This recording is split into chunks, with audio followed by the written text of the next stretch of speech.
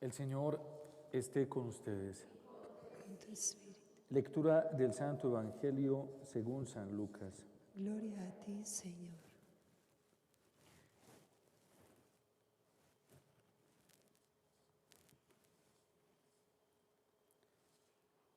En aquel tiempo, los fariseos y los escribas dijeron a Jesús: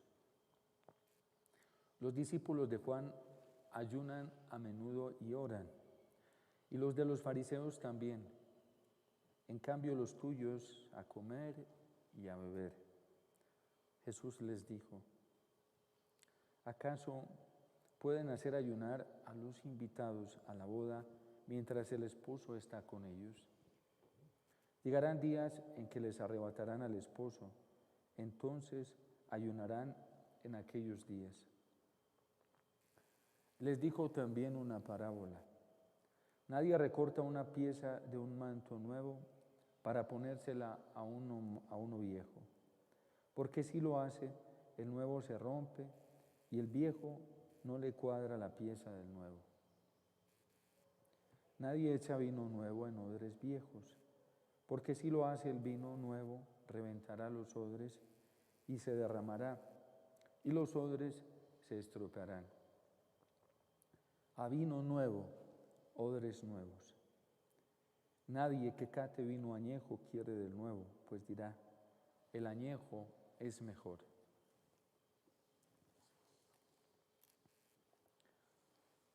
Palabra del Señor. Gloria a ti, Señor Jesús.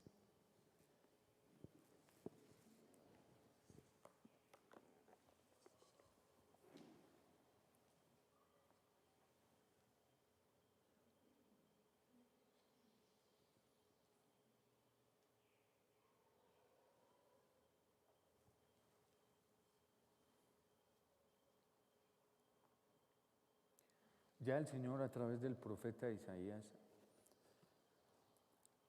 había hecho un reproche frente a la práctica del ayuno.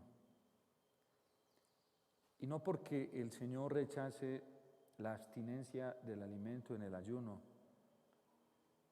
sino porque el Señor dice a través del profeta: rechaza que mientras esté ayunando también se esté pecando. Que además mientras se estén ofreciendo sacrificios, se esté viviendo una vida inmoral. No quiere el Señor sacrificios ni ofrendas cuando el corazón humano sigue arraigado al pecado.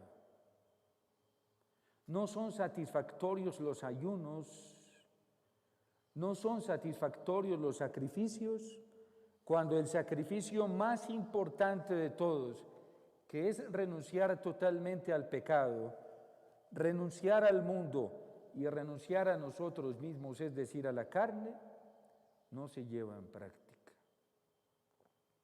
Y a eso, en cierto sentido, se está refiriendo el Evangelio de hoy.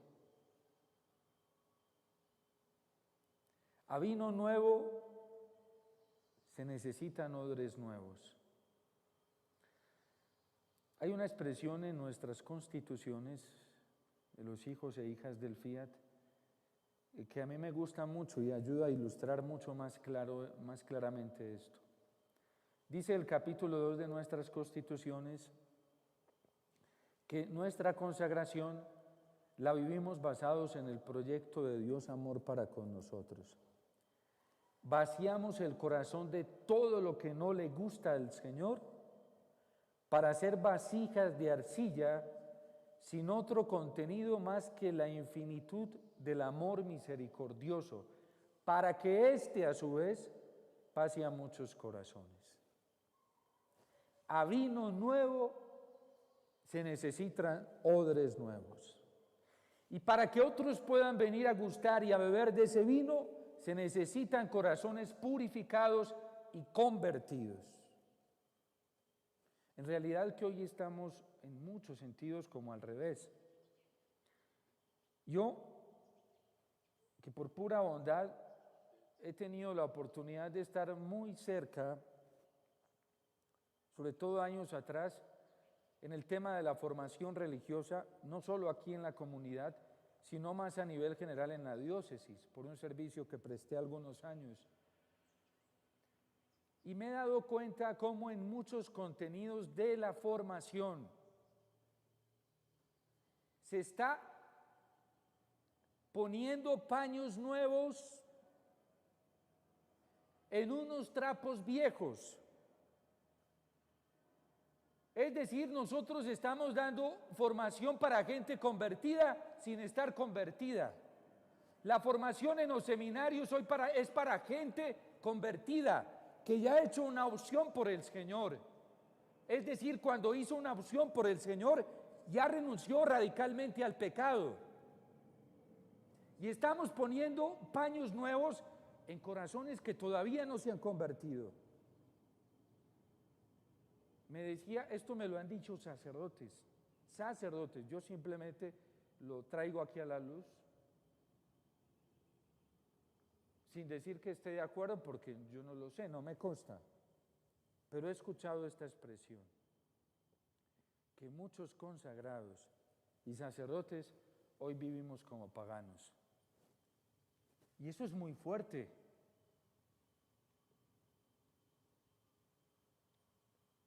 ¿Será exagerado esto? Con todo lo que la Iglesia ha reconocido, el Papa, ¿será exagerado esto? Con tantas evidencias que han salido a la luz, ¿será exagerado esto? ¿Y saben cuál es el gran problema? El gran problema es que muchos en la Iglesia hemos renunciado a la predicación inicial de Jesús. Fíjense cómo inicia la misión de Jesús en el Evangelio de San Marcos, que es la fuente de inspiración para los sinópticos. La misión de Jesús, su predicación, su anuncio. El primer anuncio de Jesús en San Marcos inicia con esta expresión: conviértanse y crean en el Evangelio. Y hoy a muchos en la iglesia, quisque evangelizadores, quisque predicadores, a muchos se nos olvidó que el contenido esencial, o una de las partes del contenido esencial en el querigma, es la conversión. Se anuncia el amor de Dios. Se presenta el amor de Dios como un amor único, gratuito, como un amor extraordinario, un amor paternal, como un amor providencial. Se presenta. ¿Para qué? Para que quien recibe el anuncio haga una opción total por Dios, renunciando al pecado. Para eso se presenta el amor de Dios. Para eso viene la misericordia de Dios, para eso se nos anuncia la compasión de Dios, para que renunciemos al pecado. Bien lo dirá San Juan Pablo II, y lo voy a citar, lo voy a leer textualmente, podría decirlo de memoria, pero quiero hacerlo literalmente, porque es el magisterio de la Iglesia. Y porque yo no entiendo cómo es posible hoy, que a muchos se nos esté dando por seguir tolerando el pecado y diciéndole a la gente: tranquila, no te preocupes, sigue así, que Dios te entiende. Es que la misericordia de Dios es muy grande, es que la compasión de Dios es muy grande. Y para algunos hoy, misericordia y pecado son compatibles. Hay delineamientos teológicos hoy en el campo de la vida espiritual. Y esto ya está en libros, en textos, en predicaciones, en consejerías, donde misericordia y pecado son compatibles. Hay anuncios hoy en nombre de Cristo, que pecado y misericordia viven conjuntamente. Es lo mismo, por ejemplo, vivir una condición de adulterio. Una persona que ya se casó, pero no importa que él tenga otra por ahí, otra amante, o ella tenga otro amante, no importa. Porque es que si tú rezas el rosario Y si tú vas a la misa y no comulgas, no importa, pero vas a la misa y vas todos los días y vas al Santísimo, no importa, Dios entiende. Ponemos a la par compasión, la compasión divina la ponemos a vivir junto al pecado. Y ese será el Evangelio, esa será la verdad del Evangelio que la Iglesia ha predicado durante estos más de 2000 años. Pues escuchemos a San Juan Pablo II en una exhortación que se llama Penitencia y Reconciliación.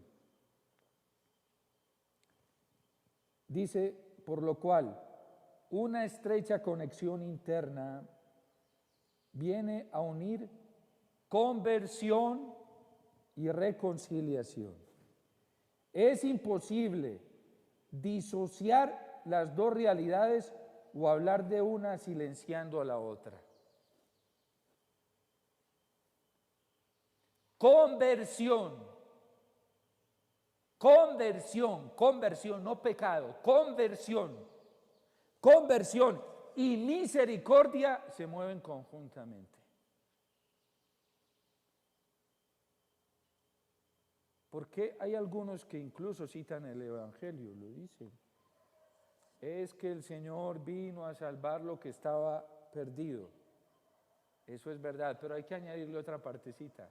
Lo que estaba perdido y está arrepentido.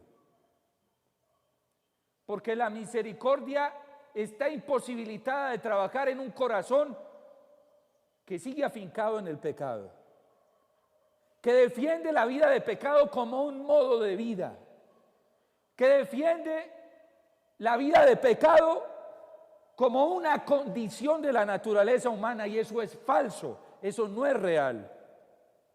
Aunque seamos débiles y nuestra naturaleza humana sea débil, Cristo ya solucionó el tema del pecado con la redención, con la pasión, muerte y resurrección, y aún más real con el sacramento del bautismo. Esa es la teología que la Iglesia ha sostenido sobre la misericordia. Entonces, hablar de compasión, hablar de misericordia, renunciando a la exigencia de la conversión que trae la renuncia total al pecado, lo acaba de decir San Juan Pablo II, eso no es correcto. Dice disociar las dos realidades o hablar de una silenciando a la otra es imposible. Eso no es correcto. Cristo vino a salvarnos y la tarea de salvación la realizó muy bien. Fue una obra perfecta, perfecta como Dios. Fue una obra total. Cristo no hizo las cosas a medias. La destrucción del pecado, vencer la muerte, vencer al demonio, no lo hizo a medias. Nuestro Señor lo hizo totalmente y lo hizo de una forma plena. Padre, y entonces, si Cristo lo hizo totalmente y si Cristo lo hizo de una forma perfecta, ¿yo por qué sigo en el pecado? Porque tú quieres seguir en el pecado. Porque a ti se te dio por creerle más al demonio y al mundo que te dice que es imposible vivir en gracia, que creerle a Cristo, que te dice no temas, que para Dios no hay nada imposible. Todo es posible para Dios. Es un problema de fe lo que está viviendo hoy nuestra iglesia, en muchas esferas. En la esfera de la vida sacerdotal, en la esfera de la vida consagrada, en la esfera de todo bautizado laico. Hoy se ha renunciado a la posibilidad de santidad porque ya se renunció a Cristo. Porque renunciamos a creer que Cristo es omnipotente y que tiene naturaleza divina. Ahí se ven los efectos de las herejías aún actuales que dividen al Cristo divino y al Cristo humano. Aquellos que pretenden presentar a Cristo ahí domesticalmente, de una forma doméstica, como un hombre más. Este no es el hijo de María y José, ¿No están sus hermanos entre nosotros? Ese cuento de los milagros, de que exorcismos, del que el Señor lideraba demonios, no, esos son figuras literarias. Esos son formas de expresiones bíblicas. Síguele creyendo a todo eso para que vean cómo van anulando en tu mente un contenido fundamental del anuncio evangélico. Porque dicen, este habla con autoridad y expulsa a los demonios y cura a los enfermos y tiene autoridad sobre las leyes de la naturaleza. A los vientos le dice quieto, calla, detente, y se detiene. Ese es el Señor. Aquellos que siguen anunciando a un Cristo que no es capaz de vencer las pasiones humanas, están renunciando a la verdad fundamental del Evangelio, porque Cristo ya venció todas las pasiones humanas y lo hizo desde el momento de la encarnación. Él no pecó, Él no cayó en la tentación, y eso significa que Él venció todas las pasiones desordenadas. Qué bueno que quienes nos consideramos católicos vayamos al magisterio de la Iglesia cuando nos habla de la moralidad de las pasiones, y la Iglesia nos enseña que Cristo ya venció todas las pasiones desordenadas. Ya las venció. Qué bueno que fuéramos a leer los padres de la Iglesia para que viéramos con cuánta claridad hablan de eso. Padre, es que yo no he podido salir de este pecado. Pues dobla rodilla delante del Señor, que Él ya lo venció y lo quiere vencer en ti. Créele al Señor. El problema es que nosotros hoy no le creemos al Evangelio. El problema es que no le creemos al Señor. El problema es que nos estamos entreteniendo a escuchar una cantidad de falacias bien presentadas, sí, porque así le encanta presentarlas al demonio. Y el demonio es hasta poético y fantástico y dice unas frases bien hermosas. Estamos renunciando a creerle al Señor. A vino nuevo, odres nuevos. ¿Quién dijo que en este mundo, con la ayuda del Señor, con la eficacia de su Espíritu Santo, no podemos vivir una vida de pureza? ¿Quién dijo que en este mundo, con la gracia y la asistencia del Señor a través de su Espíritu, acogiéndonos y abandonándonos a su poder, no podemos vivir una vida de justicia? ¿Quién dijo que no podemos vivir una auténtica conversión al Señor lejos del pecado con su gracia y con su ayuda? Eso solo puede venir del mal, no del Evangelio. Ánimo, no temas, dice el Señor, confía en mí. Le dice al jefe de la sinagoga, cuando algunos bien pesimistas vienen a decirle, no molestes al maestro, que tu hija ya murió. No temas, solo ten fe. Y cuando llegan a la casa están allá con el alarido, llorando, propio de los pesimistas, de los conformistas. El Papa Benedicto XVI, en una visita ad limina de los obispos alemanes, les decía que uno de los problemas en el cristianismo hoy son el desánimo y la conformidad. Quien ya no le cree al Señor se conformó a vivir una vida arrastrada, lejos del Señor. Quien ya se conformó, ya renunció, perdió la esperanza de vivir una vida en santidad y en perfección. Y hoy a quien quiere vivir en santidad le llaman hasta rigorista, ¿sí? Rigorista porque cree en el poder del Señor. Rigorista porque le cree a Jesús. Rigorista porque le cree al Evangelio. Rigorista porque cree que para Dios todo es posible. Rigorista porque cree que Dios es todopoderoso, así como lo confesamos en el credo. Creer en el Señor, creer en su poder, creer en su omnipotencia no es rigorismo, Eso se llama certeza, eso se llama fe, eso se llama virtud. Eso se llama experiencia del amor profundo de Dios. Y solo quien lo ha experimentado, quien lo siente en su corazón, quien siente el poder paternal de Dios, el poder maternal de la Virgen, sabe que Dios puede hacer esto y mucho más. Para Dios no hay nada imposible. Lo único que necesitamos es doblar nuestra rodilla delante de Él y suplicarle, pedirle al Señor. Hoy a muchos consagrados nos está pesando la exigencia natural de nuestra vocación porque no le creemos al Señor. Porque nos hemos dedicado y perdido el tiempo escuchando cosas que no debemos escuchar, creyendo cosas que no debemos creer. Hoy a muchos sacerdotes nos está pesando el compromiso de nuestra vocación sacerdotal porque nos hemos entusiasmado con otro tipo de anuncios, pero no con el anuncio dulce y hermoso, esperanzador, lleno de confianza que nos da el Señor cuando nos dice: ánimo, no tengas miedo. Fíjense cómo selló el ángel San Gabriel el anuncio que le trae a la Virgen. Y fue lo que a ella le dio la certeza de que eso venía de Dios.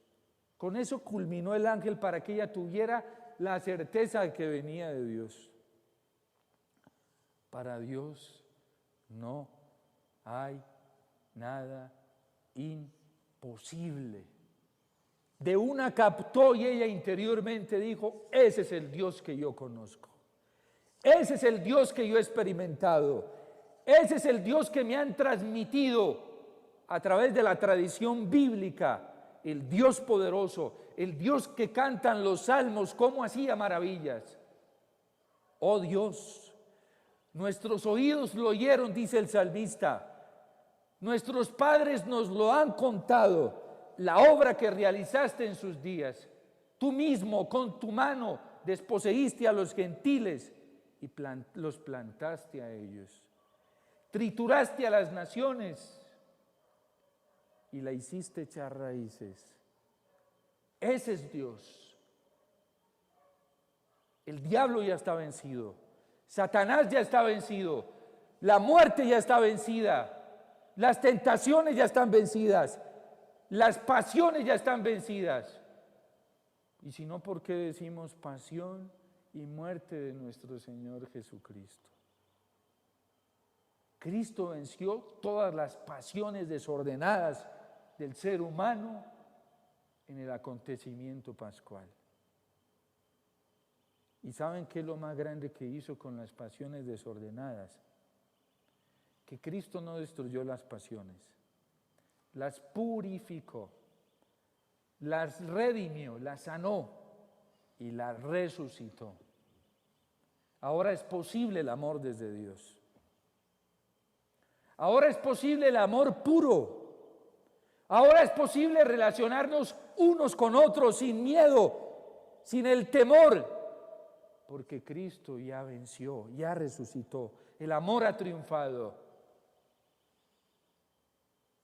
Hoy hay una desconfianza en las relaciones interpersonales, aún dentro de la vida cristiana. ¿Y saben por qué? Porque no le creemos al amor omnipotente de Dios. El amor ha triunfado y por eso el amor echa fuera el temor. Qué triste que hoy en plena pandemia muchos nos dejemos arrastrar por el miedo. Eso es vergonzoso para los cristianos. Qué triste que algunos pastores estén simplemente convirtiéndose en, como diría San Juan 23, profetas de calamidades. A nosotros Dios nos ha llamado, la iglesia nos ha llamado a anunciar la buena nueva, la liberación para los cautivos, el amor que triunfa, el amor de Dios que todo lo hace posible. ¿Por qué seguir creyendo mentiras? Nuestro Dios es un Dios que hincha la confianza en el corazón cristiano, que hincha la esperanza, la ilusión, el sueño. El Papa Francisco ha enviado a toda la iglesia un mensaje para la Jornada Mundial de las Vocaciones. Y este mensaje lo basó en los sueños de José. ¿Y saben qué pasó en los sueños de José? Fue en los sueños donde Dios no solamente le habló a José, fue en los sueños donde Dios le dijo: José, no temas de tomar a María contigo y llevártela contigo, porque lo que hay en ella es obra del Espíritu Santo. No temas, José. ¿Y saben qué es lo más extraordinario de los sueños de José? Que San José cree. San José cree y obedece y hace todo lo que le dice el Señor, porque San José sabe que para Dios no hay nada imposible. Por eso San José no dejó de soñar, porque en los sueños veía a Dios. A nosotros nos están matando la ilusión. El diablo está feliz hoy matando la esperanza, sembrando desánimo en el corazón de los cristianos. Yo por eso lo digo y lo vuelvo a repetir: ¿cómo es posible que los púlpitos se hayan convertido, algunos púlpitos, en proclamación de miedo a esta pandemia? No puede ser, no puede ser. Los púlpitos son para anunciar el amor de Dios, un amor que ya triunfó, un amor victorioso, un amor con el cual todo lo podemos. El amor echa fuera el temor. Qué bueno que repasáramos aquellos frutos del Espíritu Santo anunciados por San Pablo en la carta a los Gálatas. Paz, gozo, amor. Y uno se pone a repasar, son 9 los que enumera San Pablo allí.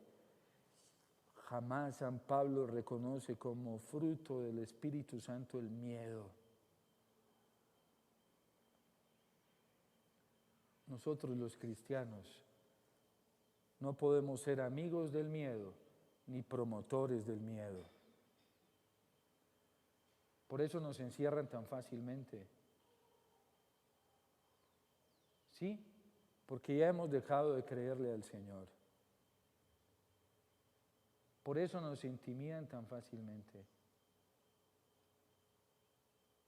Y si tenemos miedo, hay que creerle al Señor y tenemos que ponernos de rodillas delante de Él y pedirle a Jesús que nos quite los miedos, porque a eso vino y Él gustoso lo va a hacer, feliz lo va a hacer.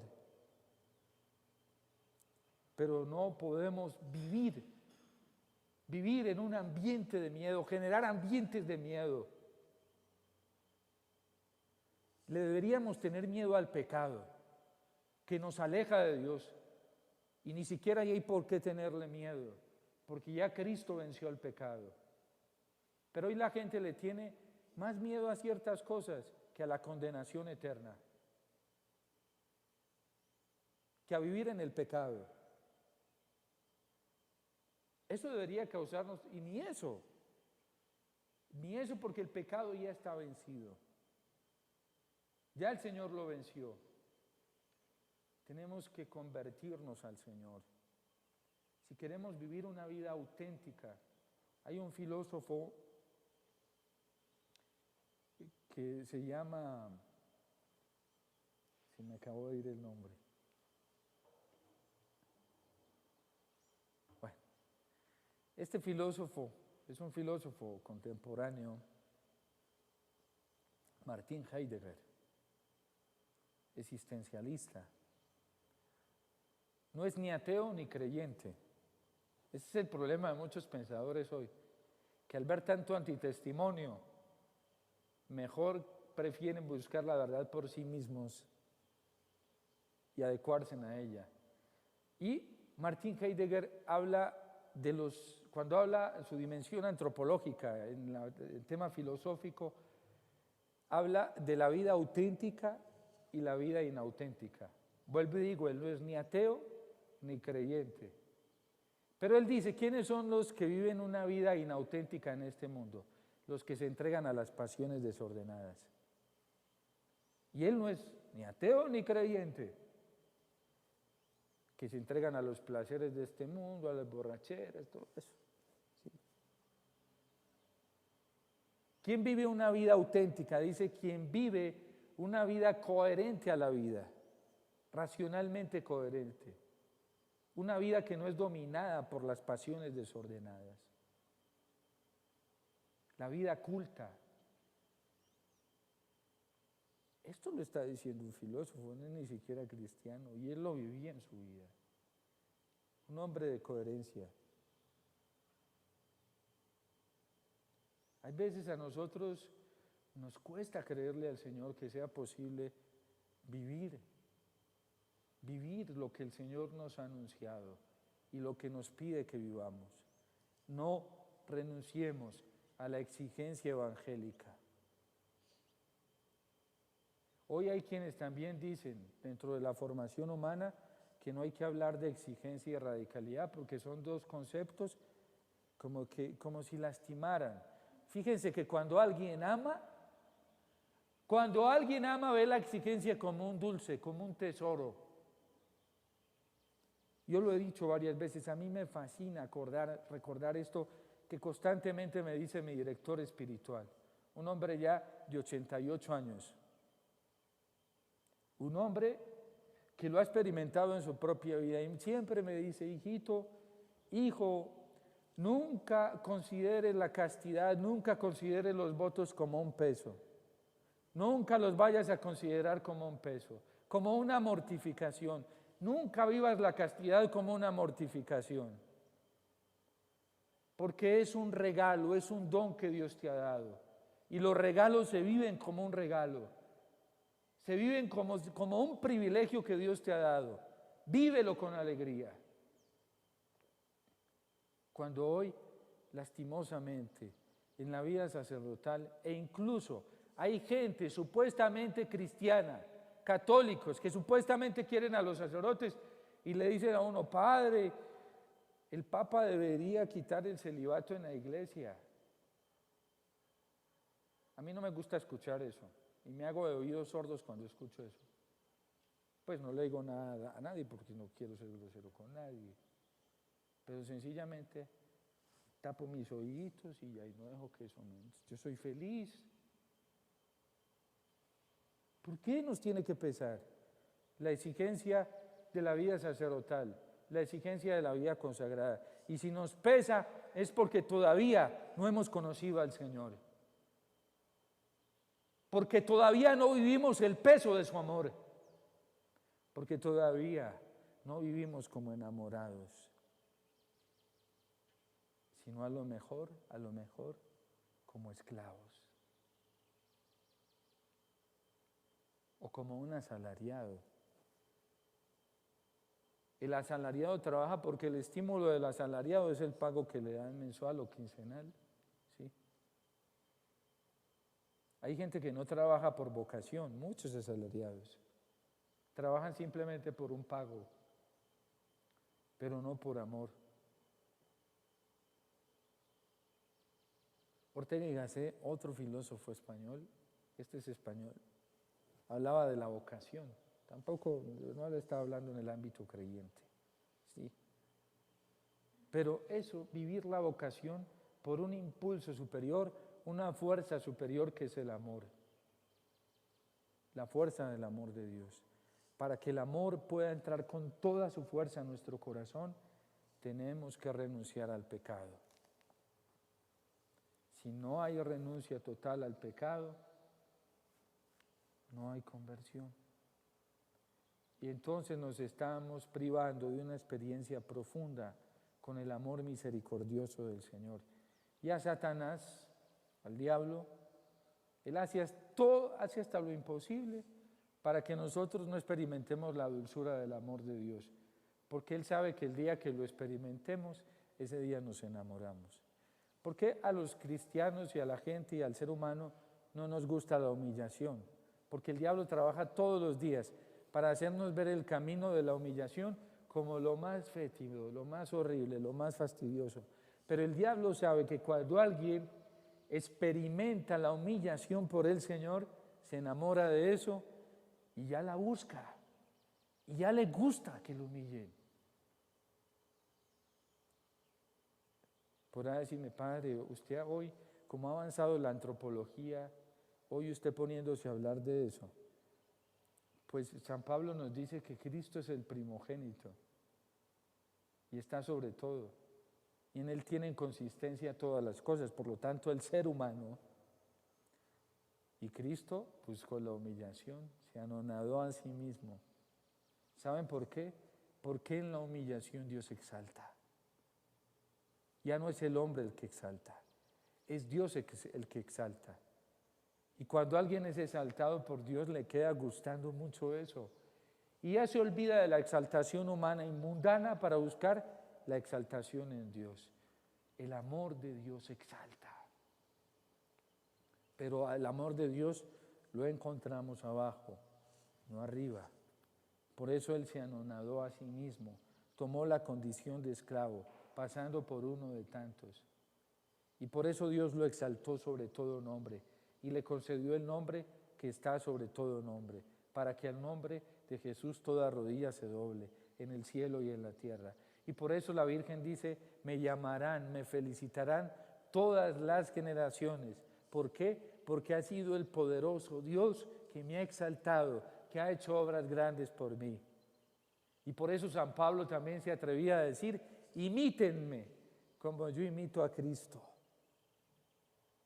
Porque San Pablo se sentía profundamente amado por Dios, exaltado por Dios. Y por eso decía, a mí no me interesan los aplausos, no me interesan las alabanzas humanas. Yo no vengo a comunicarles el Evangelio con intereses humanos, no me importa, porque Dios es el que me exalta.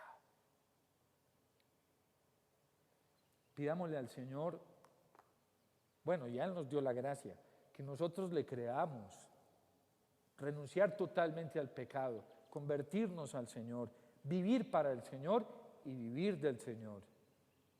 A vino nuevo se necesitan pellejos, odres nuevos. Para poder probar el gusto de ese vino, necesitamos tener unos odres convertidos, totalmente cambiados, renunciando al pecado y al mundo y a nosotros mismos. Dios te salve María, llena eres de gracia, el Señor es contigo, bendita tú eres entre todas las mujeres y bendito es el fruto de tu vientre Jesús. Pecadores, ahora y en la hora de nuestra muerte. Amén. Les recuerdo que mañana tendremos el primer sábado reparador para que hagamos nuestra confesión, esto que resta hoy, o la semana siguiente. Comunión reparadora, la Santa Eucaristía, el Santo Rosario y la meditación